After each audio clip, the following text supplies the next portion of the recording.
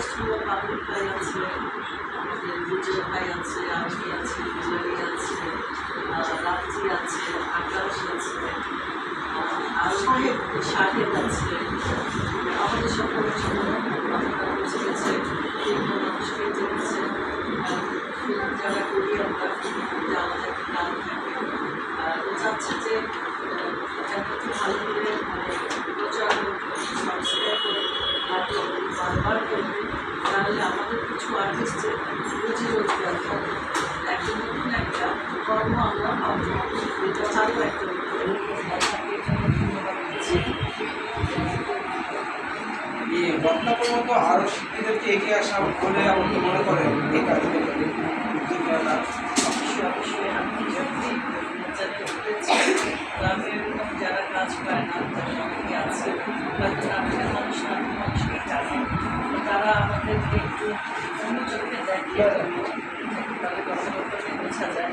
তারা বলে যে ফিল্ম থেকে এসেছি, ফিল্ম থেকে এসেছি, অবশ্যই আমরা ফিল্ম থেকে এসেছি, মানে আমরা বড় পর্দার মানুষ, তো মানে অন্য চোখে দেখে, কিন্তু এখন সেটা বুঝে গেছে এই জন্য তারা মনে করে ফিল্মের অ্যাক্টিং আলাদা, নাটকের অ্যাক্টিং আলাদা, যে ফিল্মে একটা ক্রাফটের ব্যাপার থাকে।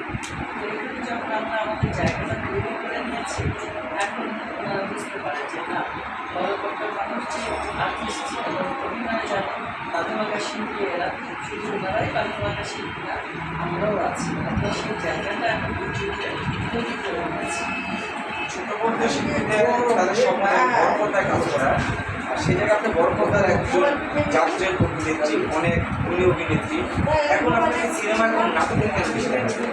শুধু আমাকে একাই সিনেমায় কম দেখা যাচ্ছে না, আমরা যারা সিনেমায় সবসময় ব্যস্ত ছিলাম, সব সিনেমা সেরকম তৈরি হচ্ছে না, সেরকম গল্প হচ্ছে না, যার জন্য আমাদের সেরকম ক্যারেক্টার নেই। আর অভিনয় তো অভিনয় বেলায় ছোটো পর্দাই হোক বড় পর্দাই হোক, সেটা একই কাজ, কাজটাকে ছোটো করে দেখলে হবে না, আমরা সেটা দেখি।